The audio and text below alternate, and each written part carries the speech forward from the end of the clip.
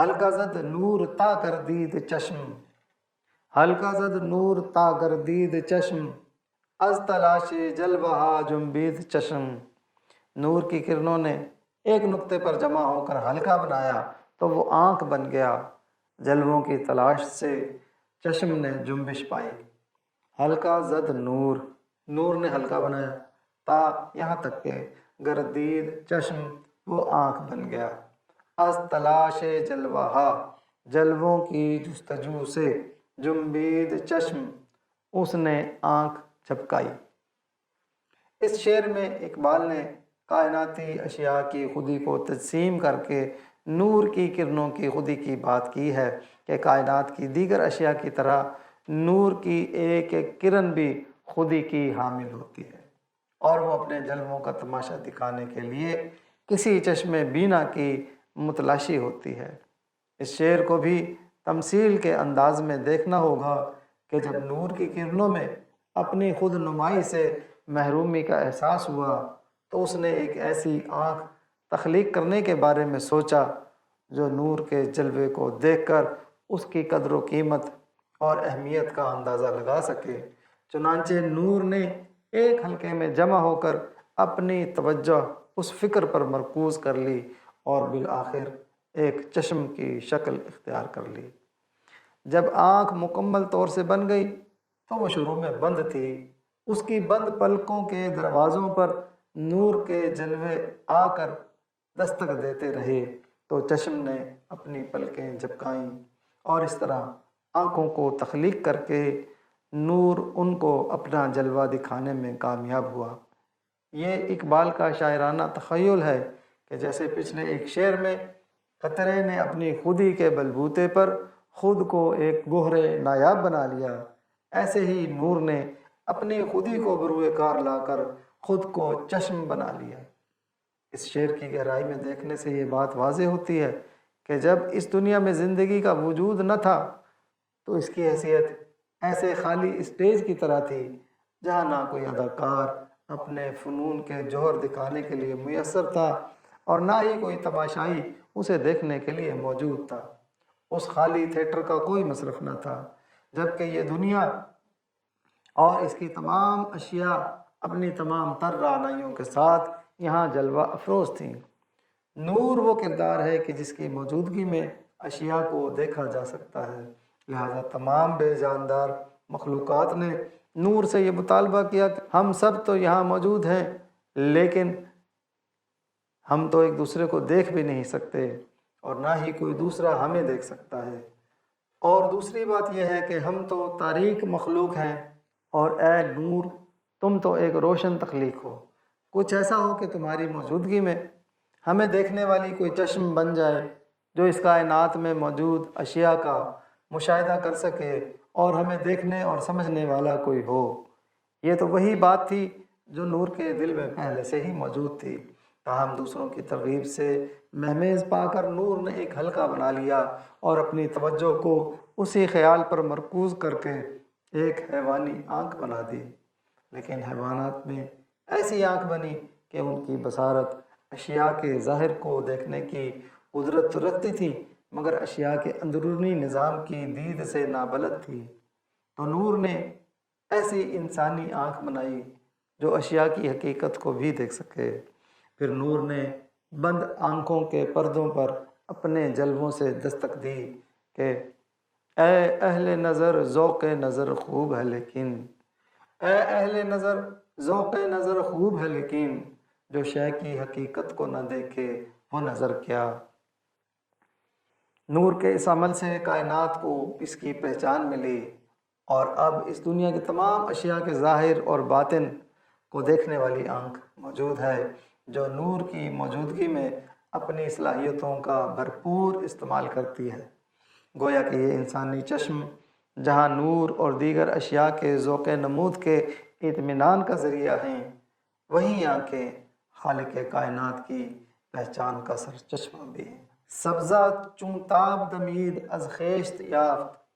سبزہ چون تاب دمید از خیش یافت، ہمت او سینہ گلشن شگافت۔ سبزے نے اپنی خودی کی پہچان سے ہی خود کو اگایا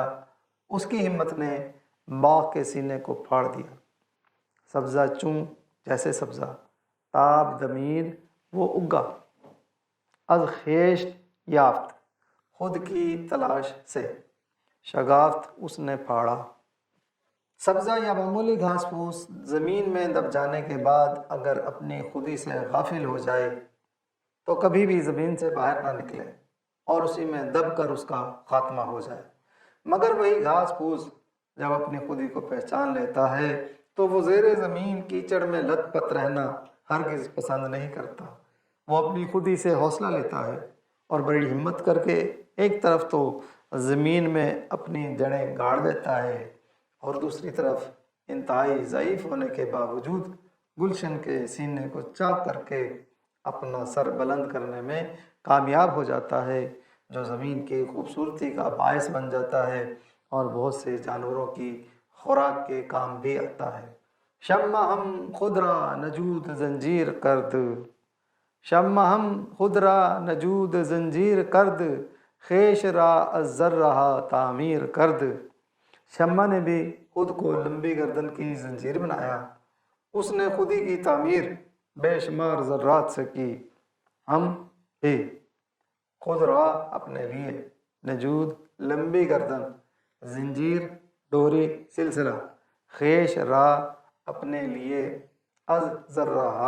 ذرات سے۔ اس شعر میں اقبال نے شمع کو تمثیل بنا کر پیش کیا کہ موم جب شہد کی مکھی کے چتے سے نکلتا تھا تو اسے بیکار شے سمجھ کر پھینک دیا جاتا تھا۔ موم کو جب اپنی خودی کا اندازہ ہوا کہ وہ ایک ایسی توانائی کا حامل ہے جس سے اندھیرے میں روشنی پھیلائی جا سکتی ہے اور لوگوں کی رات کو کسی حد تک روشن کر کے ان کی خدمت کی جا سکتی ہے، ان کے کمروں کی زینت بنا جا سکتا ہے، تو موم نے بھی اپنی توانائیوں کو مجتمع کیا اور اپنے بکھرے ہوئے ذرات کو اجتماعی خودی کا درس دیا۔ پھر موم کے سب ذرات جمع ہو گئے اور انہوں نے ایک لمبی گردن کی شکل اختیار کر لی اور ایک ڈوری کی گرد لپٹ کر ایک زنجیر بن گئی۔ موم کی خودی کے اس عمل سے موم کبھی شمع خانہ بنی اور کبھی شمع محفل بنی۔ اس نے لوگوں کو انفرادی اور اجتماعی صورت میں روشنی پہنچانے کا بندوبست کر دیا۔ خود گدازی پیشہ کرد از خود دمید، خود گدازی پیشہ کرد از خود دمید، ہمچو اشک آخر ز چشم خود چکید۔ شمع نے خود کو جلا کر اپنی نمود کا پیشہ بنا لیا، آخر کار یہ آنسوؤں کی طرح اپنے ہی آنکھ سے ٹپک گئی۔ خود گدازی اپنے آپ کو پگھلانا، پیشہ شغل عمل کار کسب، از خود دمید وہ خود سے برآمد ہوا، ہم چو مانند مثل مشابہ، اشک آنسو، چکید وہ ٹپکا۔ اس قندیل کا کام یہ ہے کہ یہ دنیا کو روشن کرنے کے لیے خود کو جلا کر اپنی نمود و نمائش کا سلیقہ سیکھ جاتی ہے، اور اس عمل میں جس جلن اور سوز سے اسے واسطہ پڑتا ہے اس کے نتیجے میں یہ اپنے وجود کو اپنی ہی آنکھ سے بہا بہا کر ختم کر لیتی ہے۔ روشن شمع کو اگر اوپر سے دیکھا جائے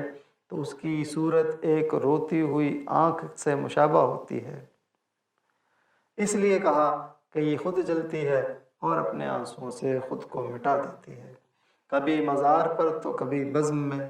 گاہے کعبے میں گاہے بتکدے میں، یہ دنیا میں ہر جگہ اپنی ضیاء یکساں پھیلا دیتی ہے اور اپنی ہستی کو اپنے آنسوؤں کی صورت میں بہا بہا کر خود کو قربان کر دیتی ہے۔ یوں محسوس ہوتا ہے کہ اس کے سیاہ دھوئیں میں آہ و بکا کے نالے پوشیدہ ہیں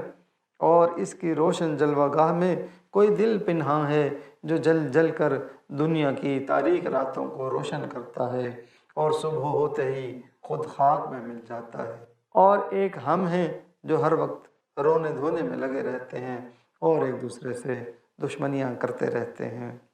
بزم جہاں میں بھی ہوں اے شمع درد مند،